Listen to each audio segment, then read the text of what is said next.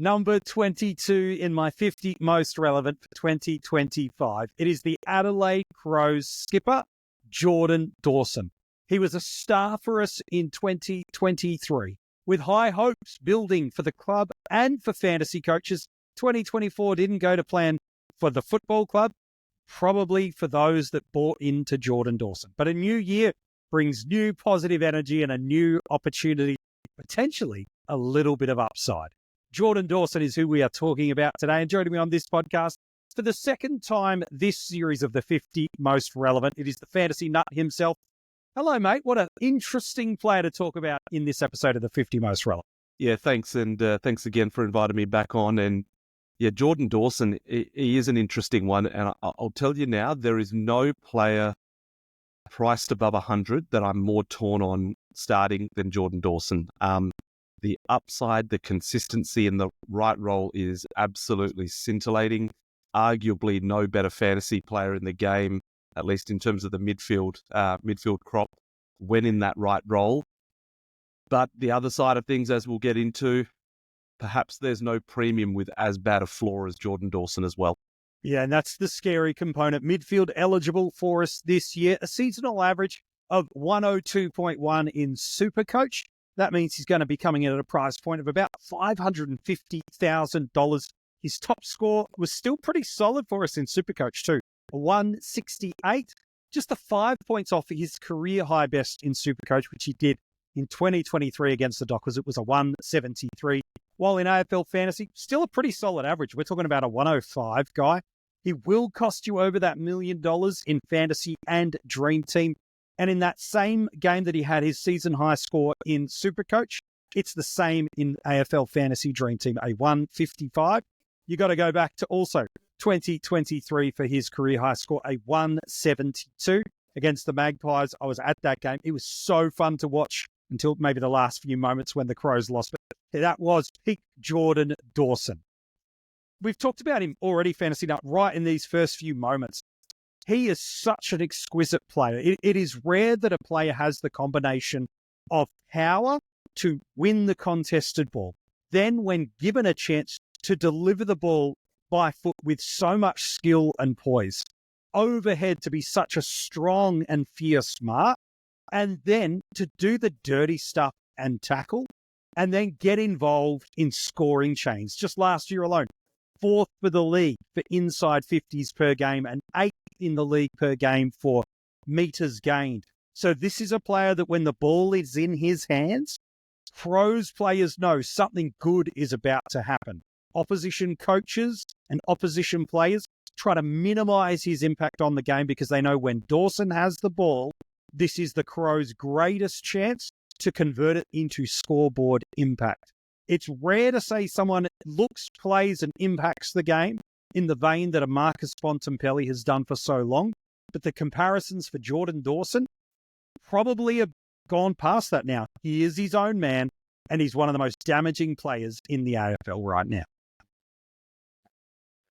Completely agree. And from a fantasy perspective, just that beautifully well-rounded game where can get a lot of the ball, a high kick to handball ratio, one of the few players that averages both above 5 marks a game, but also can tackle at a high clip as well, averaging over 6 tackles a game since he's moved into the midfield. And absolutely, with that peg of his, can hit the scoreboard. So it's you combine all these things together, and it's he can hurt you in a number of ways, or compile points in a number of ways, which is why his floor is just so high.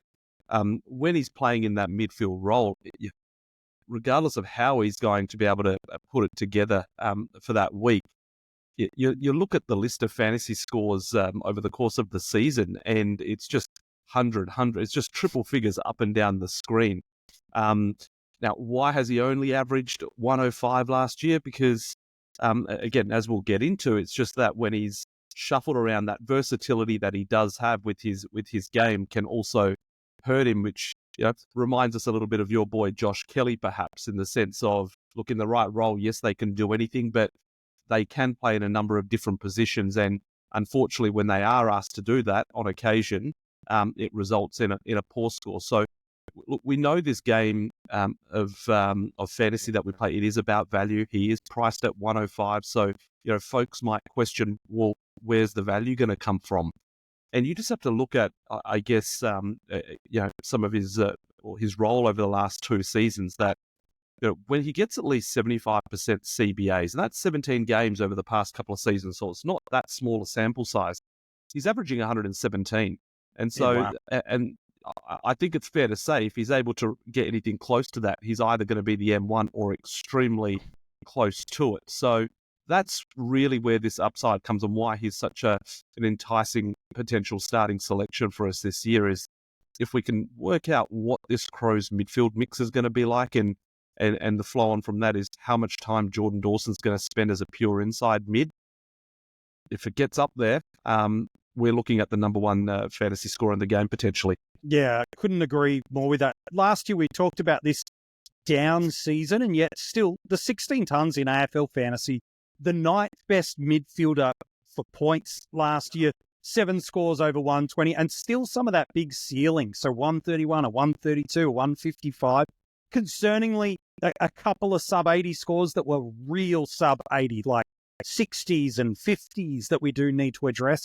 While in SuperCoach, not as many hundreds as previous seasons or in comparison to AFL Fantasy, but the 102 average, 10 tons, 5 over 120, a 142, 143, a 158, a 168. And so we know and see, as you're alluding to there, when the role is right and alongside that, when the Crows are performing near their potential, this is one of the best fantasy scorers in the game because in 2023, he was that. The 113 average in fantasy, 16 tons, 9 over 120, which is just an incredible conversion rate with that many scores, 100 plus, while 17 tons in his 2023 SuperCoach season with an average of 115.9 and 8 over 120. But you alluded to this Crows role volatility. Last year, his skill set means he can basically, outside of a ruckman, play every single position on the ground. He came to the Crows as a wingman, halfback, and an interceptor. Then he's developed his game into being a real prominent overhead mark, inside mid, most recently over the last sort of 12 to 18 months. But he was just the everywhere man because the Crows team misfunctioned and misfired in so many areas. Lost some key forward structure with no Riley Thilthorpe for 2/3 of the season. Lost some run and carry through the wings and the halfback with players like Wayne Miller being out of the team. So much didn't go right, but let's now look at the potential positive elements of that for 2025. How do you see this Crows side functioning as a whole? I feel like they've fixed a few issues through the trade period and the free agency period, but what's your take? We will look at the inside midfield in a second, but do you think some of the need for Dawson to play these interchangeable mid-game roles has dissipated, or do you still forecast that is still necessary? Look, it's an important question and something we've got to work out because that floor is scary and it's up there with the worst in the comp. I put out a tweet a couple of weeks ago where I looked at the midfielders and those that were eligible for the midfield only in fantasy. And I looked at the midfielders that averaged 100 or more last year, and I looked at their worst 3 and 5 game average over the course of the season. And Dawson, if you looked at the worst 3 scores, Dawson had the worst average amongst all the mids that averaged over 100. His worst 3 scores came in an average of about 59, which was worst in the comp. You look at his worst 5 games, his average was 70.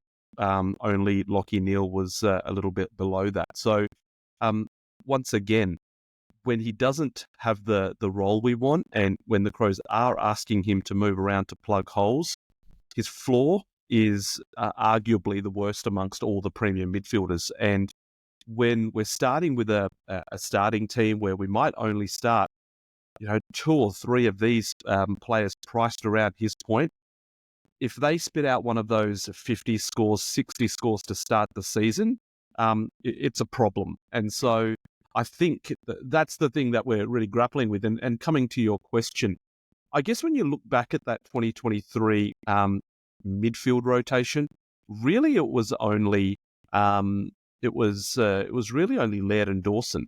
They had or they were in there predominantly the most, and then you had sort of this sprinkling of all sorts of other players. You had Sloan, you had Keys that spent some time in there. You had a little bit of Saligo on occasion, Pedler, Rochelle, Schoenberg. Crouch came in sort of towards the end of the season and probably solidified that third midfielder role. But again, that was towards the end of the year. And then you look at last year, and it kind of seems like that midfield mix was expanded a little bit. It turned out to be that Crouch now was the mainstay in that midfield. Laird was there until the end of the year. And then you had Saligo emerging. Berry spent some time in there, and so did Rankin as well. And I guess this year they're adding in Peatling. You've got Neil Bullen coming in as well into the team. So, I wonder if that then allows someone like a Rankin to move into the midfield a little bit more than perhaps he did even last year. And then as you also alluded to with regards to someone like Tilthorpe, him being fit and healthy and being that big target up forward is probably going to be important for the Crows forward structure, and perhaps they don't need Dawson up there. I mean, there were a couple of games last year when you look at some of these heat maps where Dawson did seem to spend a little bit more time forward of centre. You look at those last, I think it was 5 or 6 games after Tilthorpe returned last year, and Dawson averaged 115 over that time. Now, whether that was a role-related thing, going back into the midfield and Tilthorpe helping, or whether that was a match-up thing, I can't necessarily definitely tease that out. I guess you've got Isaac coming back in. I mean, coming into the side as well. So, remains to be seen whether he plays on a half-back or a wing. If he isn't a wing, then you've got him on one wing potentially, and then Scholl on the other wing. Does that mean Dawson, once again, is not required to spend a little bit of time on the outside, which he did appear to do so on occasions last year? So I guess to your point, some of these Crows recruitments, the fact hopefully the team's obviously going to be fit. I mean, Cummings not at the moment, and he is injury prone.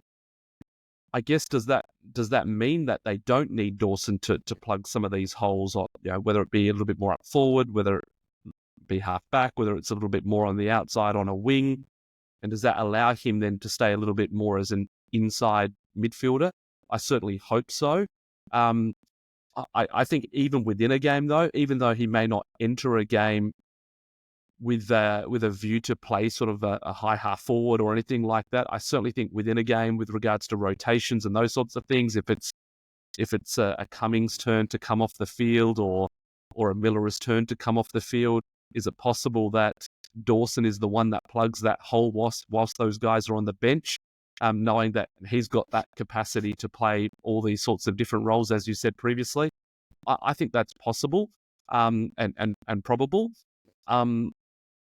But it's hard to see him going games on end without being a permanent inside midfielder. I mean, what are your thoughts? Yeah, I think the volatility that we saw for Dawson was because of the dysfunction in other places. And outside of Isaac Cumming, who's basically at time of recording about a week away from back into full training if he's not already there. So you do, and you've mentioned a lot of those names, it feels like those gaps that Dawson plugged can be resolved with Cumming and Miller are now adding some speed and skill on the outside. Okay, all of a sudden, the skill set of why Dawson went to the wing and to the half-back line feel like it's been resolved a little bit. The defensive element of Peatling, bringing him into the ground and into the CBAs, means no longer does Dawson have to be the best ball winner and the best defender in the midfield. Peatling is able to add that. And then the structural piece of a Thilthorpe sitting in that space just means no longer is it just two tall forwards, which was Fogarty and then also Walker, and neither are really contested marking beasts. They're much more lead-out style of forwards. They can take contested marks, but that's not their top one skill set, whereas the overhead marking is Thilthorpe's strength and one of Dawson's. So to me, I think the fitness and health of these style of players just opens up now the conversation for the Crows to go, how do we want to build our midfield mix? How much of Crouch, if at all? How much of Dawson, if at all? How do we use a Soligo, if at all? I loved your comparison, or not even a comparison, the reflection that Neil Bullen will free up a player like a Rankin to be a 40, 45, 50% centre bounce midfielder for the Crows. So to me, I think that's the real conversation. Who are the players that they are choosing to build around? I agree. And I guess if we do try and project what that rotation might look like, I mean, Dawson will obviously be in there.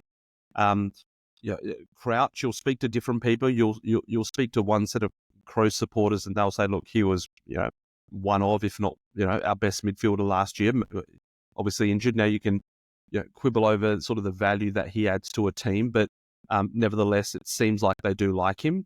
So let's assume at this point in time that he's in there. Peatling, I think most agree that he was recruited to be a midfielder. He had multiple clubs chasing him, so it stands to reason he's probably going to choose the club to go to that's going to give him the best opportunity for the position he wants to play. So let's assume he's in there a fair clip as well. You then have got Soligo. Whether they can also fit in a Berry, I doubt it, but it seems to me maybe one of Berry or Crouch might be in the team, but I'm not sure which at this stage. I'd probably lean more towards Crouch, and then you've obviously got Rankin that offers something completely different. So you've got a fair number of folks there that can go through the midfield, but I mean, we are focusing on the CBAs quite a lot, and understandably so. I quoted what his statistics are like when he does play almost predominantly in there, but there are games that he's had 45, 50% CBAs and put up huge scores. I mean, just last year, he had 46% CBAs against Western Bulldogs, put up a 126. He had a game of 50% CBAs against Port, put up a 132, 50% against GWS for a 106, and then a 41% CBA game against West Coast for a 123. So certainly in the right matchup, he's capable as well. This is not necessarily, if he's not a full-time inside mid, that's it. He's going to spit out a 50.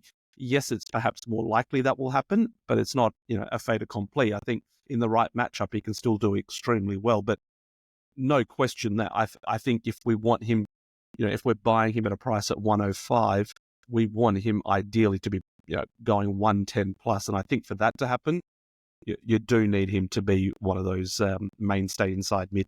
Yeah, you need him closer to that 65, 70 sort of % centre bounce rate, and you need some health of one of or both Cumming and Miller and Riley Thilthorpe. I think if you get those things in place, you can have some confidence around Jordan Dawson, whether or not Crouch is in or out, whether or not Berry is in or out. To me, it is if the supporting cast around him have health, he's going to be in and around that midfield enough that he's not having to be projected into emergency gap filler role. And those are the functions that have caused him to not be a fantasy scorer. He averaged 100 in that kind of 10, 12 games that he had at the end of his last year at Sydney on the wing.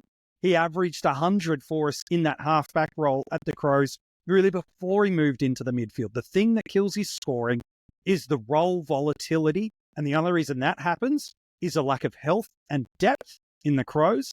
They've recruited depth now. It's all about health. If they have a healthy team come round one, I think you can pursue Dawson with some confidence, knowing that last year, despite so many things going wrong, we're still talking about a 105 average in fantasy and a 102 average in SuperCoach. If the Crows have any chance of breaking the finals drought, it's going to have to be on the back of players like Jordan.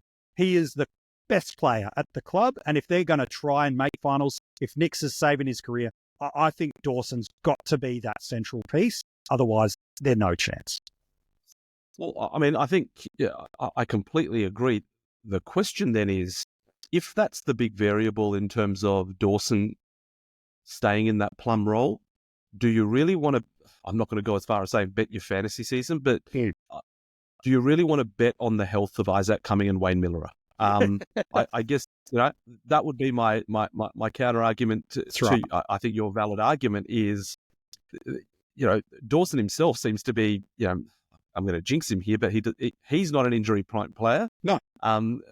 But if how he performs is going to be reliant on guys like Cumming and Miller staying on the park, that makes me nervous. Yep. But, I mean, you look at the other guys, I think most folks are contemplating one, maybe two guys priced in that 95 to 105 range, with the popular picks probably being a Nick Dacos, who's coming off a foot injury, Andrew Brayshaw, who's, perhaps the most popular one of this lot. Tom Green, he's got the early bye. Yeah. Tim Taranto, we've got those questions about how bad are Richmond going to be and how well can he really score in a team that's unlikely to produce a high number of fantasy points. And then you've got Rosie, who's perhaps a 105-ish play. Maybe Dacos and maybe a Brayshaw have that 115 plus upside, but of that lot, Dawson's the one that I look at and go, if taking the downside out of it, he's the one that I would have the most confidence in going in that 110, perhaps even 115 range. But once again, if it means for that to happen, Miller and Cumming need to stay on the park, makes me skittish, man. Yeah, and I totally understand that. That's the beauty of watching what the Crows do in the preseason, because I don't think who's on the inside drastically changes for it.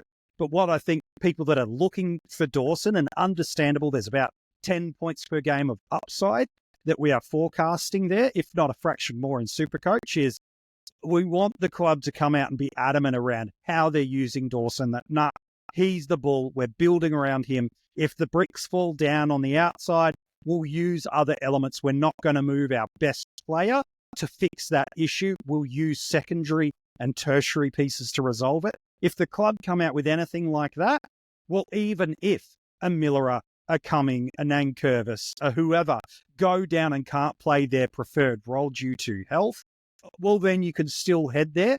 I don't think whether Crouch is in or out of the side is the ultimate definer to how and whether you should go near Jordan Dawson. To me, he's an elite midfielder. He absolutely, if you are spending over $1 million in SuperCoach and over that $550,000 price range in SuperCoach, if you're looking for anybody, Jordan needs to sit in there, because outside of others in that spot, injury is not his concern. Early bye is not his concern. There's a lot of Adelaide Oval games early and a couple of pretty favourable fantasy matchups for him using 2024 data. So to me, there's a lot of reasons to love and be interested in Dawson, and there's one or two just slight back of the head headaches that you go, can I live with that?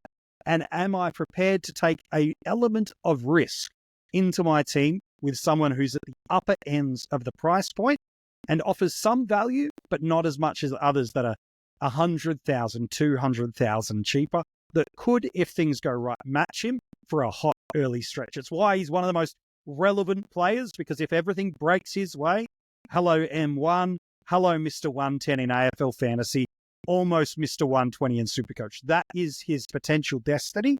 And I think the worst case scenario is what he gave us last year. If you can live with the worst case scenario, it probably won't be the pick that costs you your season. So the risk is minimal in terms of he's not going to give you a month and a half worth of 80s and kill your year. It's going to be, do you believe the risk is worth the reward? Because the reward could be pretty tasty, Fantasy Nut. Yeah, absolutely. And coming back to your point with regards to it doesn't matter whether Crouch is there or not, I think you're probably right there. Certainly in 2023, there was pretty strong with and without data showing Dawson's average with Crouch in the side versus him without, and it was a big bump without Crouch. Last year, that difference basically disappeared. In the 7 games last year without Crouch, Dawson went at 103, and that average actually bumped up to 106 when Crouch was playing. So I think that's probably a little bit of a red herring. I don't think that plays a big part. With regards to the Crows coming out and saying, look, he's going to be a mainstay in the midfield and we're not moving him. Interestingly, Dawson himself came out a week or two ago I think it was a news article or something where he basically said, look, he's playing midfield, but he will be moved around when called upon. And it was words to that effect. Now, Yeah. I guess my interpretation of that was, look, that once again, like kind of when called upon, like when there's a problem or when I need to go somewhere else, or when there's a hole that needs plugging, he's the one that, unfortunately, for us fantasy nerds, he's the one that has the capability of doing that. And so I do think that will continue. It's just, how long is it going to be for? How frequently? Does it happen early in the season? Every premium mid has a bad game or two over the course of a season. That's not the issue. The issue I think with him is just that flaw, and just the idea of you've got 2, maybe 3 of these uber premium players in your starting side, maybe not even, and just the thought of one of them giving you a 50 in the first 2-3 rounds, it just kind of gives you a little bit of pause. Yeah, and understandably too. Draft, he's one of the most popular names on draft board. You mentioned his durability over a long period of time, that high ceiling that he does give you, meaning you're coming into a final few matchups on a Sunday, you need someone to pop a 150 score. Dawson's definitely got that and more within his scoring wheelhouse. If you're drafting on the keeper platform, which is where the coaches panel chooses to draft in 2025, we will see a little bit of range and variance, as we always do with how people like these top-end mids, because in fantasy, throw an absolute blanket over the top 10, 12 guys.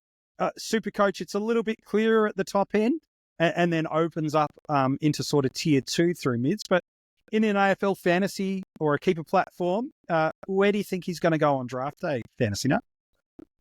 Yeah, I think obviously it's dependent on league settings and these sorts of things, but I'd feel very comfortable drafting him as my M1, whether that's towards the end of the first round, or I think if you can, if you've got sort of a late first round pick and you can jag a Dawson and couple him perhaps with another pretty consistent 100 mid, that's 100 point per game midfielder. That's a pretty good foundation to build your team off. And I think these floor scores that we've talked a lot about in this podcast, because it's just so relevant for him. Yes, they hurt you in a head-to-head league, but the good news is that whilst we've talked a lot about it, it's not like they're unbelievably common or anything like that, or he has a 6-week stretch where he's playing a different position. It really does seem to be him moving out to plug a hole, as you've said. And quite often, when that happens one week, the very next week he goes bang. So whilst it might hurt you in 1 week in a matchup, there's every chance he comes out the next week and wins the matchup for you. So once again, I feel very comfortable drafting him as my M1. Yeah, I agree totally. An AFL Fantasy Dream Team keeper platform. I think SuperCoach, you don't have to reach at the M1. I think he could land to you as an M2. And if you can get a guy that just 12 months ago, we're coming off a 110 average, sitting at that M2 spot, I think you can be really happy and confident to get into that.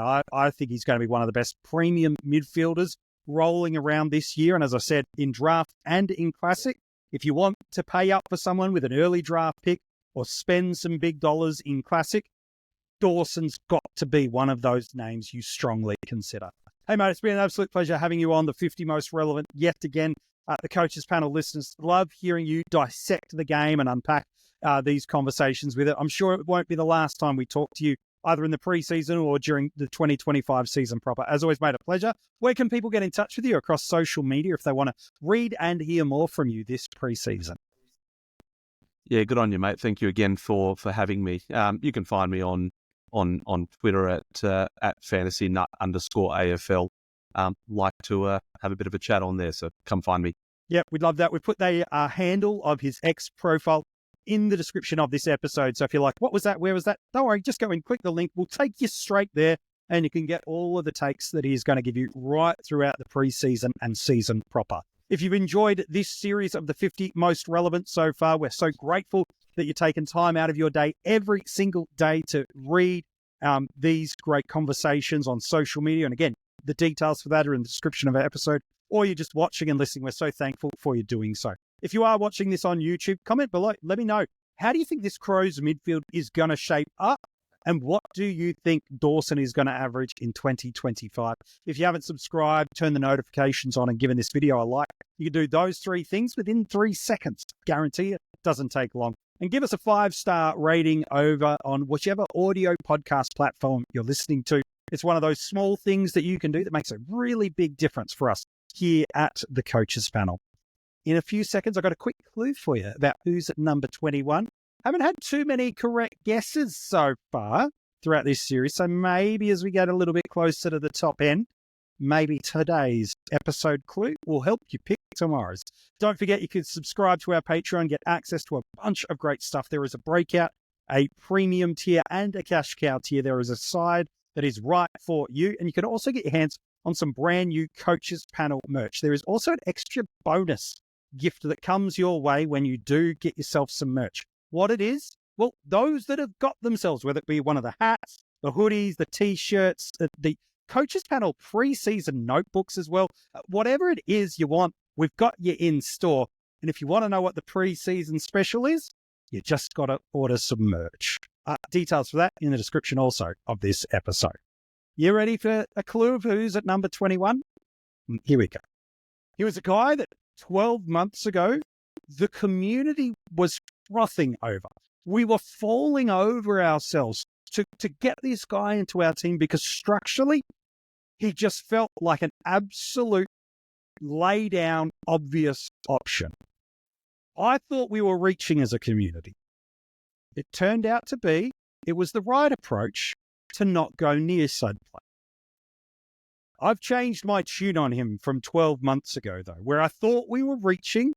I feel like now we're talking ourselves out of selecting him at some point in 2025. And I think if you don't consider him at some point as an option this year, not only are you not thinking the best possible outcome here, I think you could be missing one of the best value options this year. Who am I talking about? You'll find out tomorrow in the 50 Most Relevant.